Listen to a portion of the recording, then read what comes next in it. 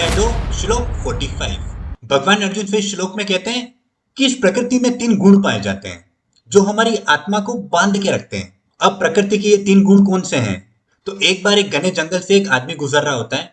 वहां पर उसे 3 लोग मिलते हैं। पहला वाला कहता है कि हम इसको मारकर इसे लूट लेते हैं। दूसरा वाला कहता है कि नहीं नहीं, हम इसे मारते नहीं है, बस इसको लूट लेते हैं। और तीसरा वाला कहता है कि नहीं नहीं, हमें ना इसे मारना चाहिए और ना इसे लूटना चाहिए। इस आदमी ने हमें क्या बिगाड़ा है? हो सकता है अगर हम ये करें तो हमें बहुत बड़ा पाप लग सकता है। अब यहाँ पे अगर आप ध्यान से देखोगे तो ये जो 3 लोग थे, ये प्रकृति के 3 गुणों की तरह थे।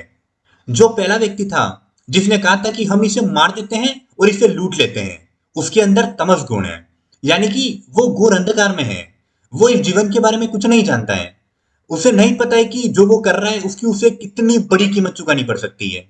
दूसरा जो व्यक्ति था जिसने कहा था कि इसे लूट लो, इसे रजगुण बोलते हैं। रजगुण का मतलब होता है कि वो व्यक्ति जिनके अंदर बहुत सारे अलग अलग डिजायर होते हैं कि मेरे पास इतना पैसा होना चाहिए, मैं इस दुनिया में सबसे अमीर होना चाहिए हूं, मेरे पास मान सम्मान होना चाहिए, यश होना चाहिए। इस तरह के जो भी लोग होते हैं जिन्हें दिन भर पैसा पैसा या फिर मान सम्मान या फिर जो अपने खुद के बारे में सोचते हैं, उनमें रजगुण पाया जाता है।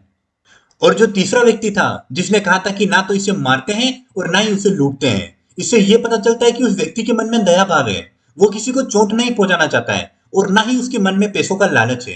ऐसे जो लोग होते हैं वो सत्व गुण के अंतर्गत आते हैं, जो ना किसी को चोट पहुंचा सकते हैं और ना ही उनके मन में या माइंड में किसी प्रकार का कोई डिजायर है या फिर कोई लालच है।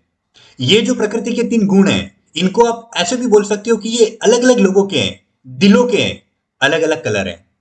भगवान अर्जुन से कहते हैं कि हे अर्जुन, तुम्हें प्रकृति के इन तीनों गुणों से ऊपर उठना है। अब प्रश्न यह आता है कि इन तीनों गुणों से ऊपर कैसे उठे? अब ऑब्वियसली एक दिन में तो ऐसा नहीं होगा, लेकिन लगातार प्रैक्टिस करके अगर आप भगवान के रंग में रंग जाते हो तो आपका जो मन है वो साफ हो जाएगा और आपका जो माइंड है वो क्लियर हो जाएगा। तो जैसे जैसे आप भगवान की तरफ अटैच होते चले जाओगे तो आपको समझ में आएगा कि एक कोई शक्ति है जो ही सिर्फ रियल है, बाकी सब कुछ इस दुनिया में अनरियल है। तो जैसे जैसे आप उस शक्ति को समझने का ट्राई करोगे जिसे कि हम परमात्मा कहते हैं, तो जैसे जैसे आप जानते चले जाओगे, जैसे जैसे भगवान की तरफ आपका जो अटैचमेंट है वो बढ़ता चला जाएगा। और ये जो प्रकृति के 3 गुण हैं उनकी तरफ से आपका जो अटैचमेंट है वहां से आप फ्री हो जाओगे। एक्चुअली हमारा जो मन है उसके अंदर आप जो भी भरने की कोशिश करोगे, चाहे वो फीलिंग्स हो, चाहे वो इमोशन हो, चाहे वो कोई सुख हो, चाहे कोई अच्छी मेमोरी हो, चाहे दुख हो, तो आपका जो माइंड है वो उसी रिलेटेड आपको पेन या फिर प्लेजर देता है।